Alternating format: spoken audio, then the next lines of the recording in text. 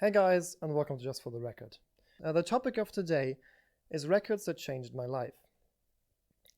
Sound a little bit theatric, but you will understand what I mean when we start going through this. First of all, a record I've spoken about one or two times,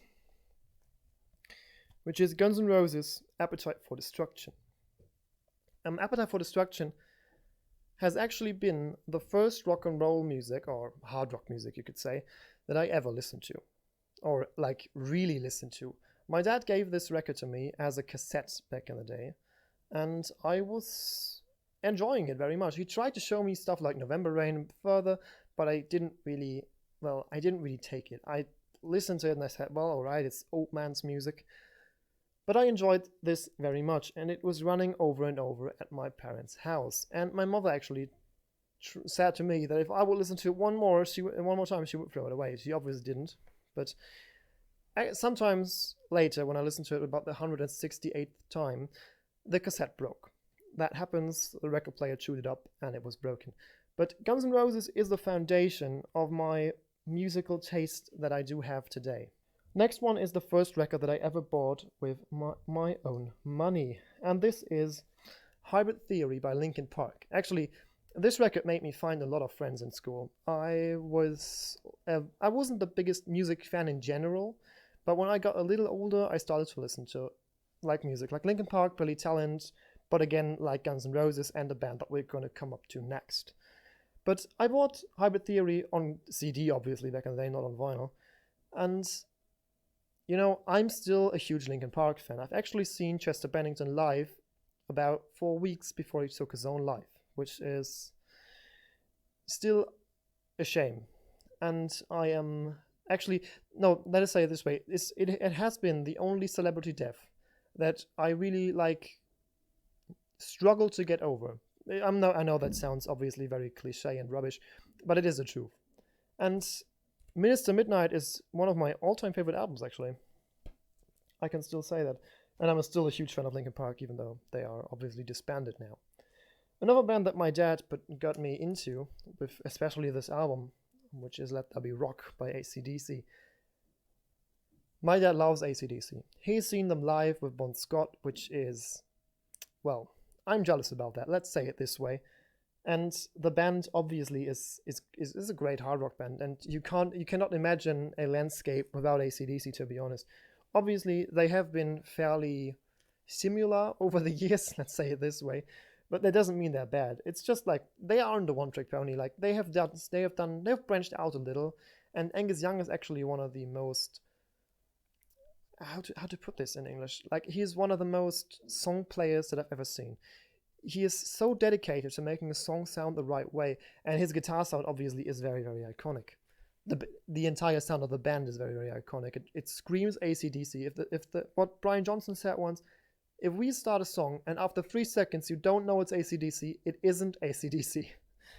Why did I choose Let There Be Rock? My dad obviously showed me Highway to Hell and stuff like this as well.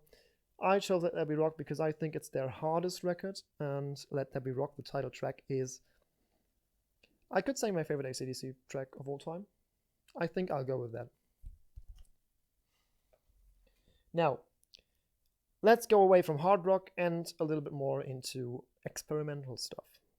The first vinyl record that I ever got, and you presumably already know that because I've talked about this in quite a few videos, and this has been this one, Wish You Were Here by Pink Floyd, about 6 or 7 years before I ever touched a record player.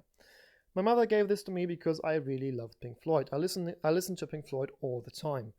And she said, you know what, just take that. I don't have a record player anymore. I still do have 100 records laying around, but frame it, put it on a wall, whichever side you like more. Obviously, this is the more relevant side. And I got it, and I did exact this thing. I think I bolted 2 nails in the wall and just let it stay on this like this, leaned against a, I think it was a cupboard or something like that, some piece of wood. And it was laying around there for a while, and now it is one of my most frequently listened to records of all time. My mother got me into folk music, got me into progressive rock. Well, sounds weird, but my mother showed me bands like Pink Floyd, like Rush, like Yes. But also, my dad as well, but my mother mostly, has introduced me to bands or to artists like Simon and Garfunkel to Bob Dylan. I've actually my last birthday present from my mother was a concert of Art Garfunkel in Hamburg. Well, not my last, the second last, which we saw in 2019 when there still were concerts. It was actually a very, very good concert. I really, really enjoyed that. It was really, really good. And my mother was really happy about it as well. I could actually see that. And I was very happy for her because she's such a person. She doesn't buy herself much, even though the money isn't, it's not like they don't have money, my parents. She just, now she bought my sister a car because she needed a car, because she has done her driver's license now. But she for herself, well, you always have to push her in the direction to buy stuff for herself. That is a noble thing, obviously, which she does there, but she doesn't need to do that anymore. All right, let's carry on. About a year ago, I had a little bit of a struggle. Let's call it a mental struggle. I wouldn't call it depression. That is a little bit too far, and I don't want to say that to people who actually do have depressions. But my dad got diagnosed with a fairly harsh heart condition. Then my dad got diagnosed with a lot of mental issues. It was in the room that he maybe would have something like Alzheimer or dementia. I think it's called in English. I'm not entirely sure. Demenz in German, like the sickness where you forget anything. It took about half a year for doctors to rule that out, and he doesn't have that. But I was really, really struggling. I do have a horse, by the way. I do own her for about 15 years. She was struggling as well because she had tooth problems that we couldn't solve. We have solved them more or less now. But I got an album that really spoke to me in this time, and I don't think if it was for the good, but it was really something where I could let out my emotions, and that was "Darkness on the Edge of Town" by Bruce Springsteen. Now, I'm fine. I'm fine. No worries. But the songs, especially the songs "Racing in the Street," "Adam Raised the Cane," and the title track "Darkness on the Edge of Town," I'd listened to them hundreds of times, and I did this in the car via streaming services, and I did this here, and the record really helped me through that. There were other records that I listened to fairly much, obviously, a lot of Pink Floyd stuff actually, but this was the one that I really stuck to. Yeah, but now, in the end of this short video, let's cheer it up. My favorite album of all time, Animals.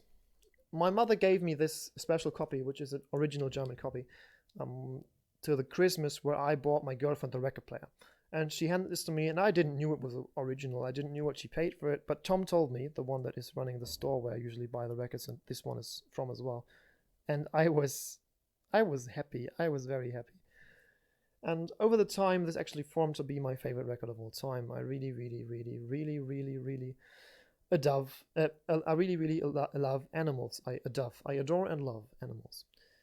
Dogs could be considered my favorite Pink Floyd song now, and I'm just a huge fan of it. I'm just a huge, huge fan of it.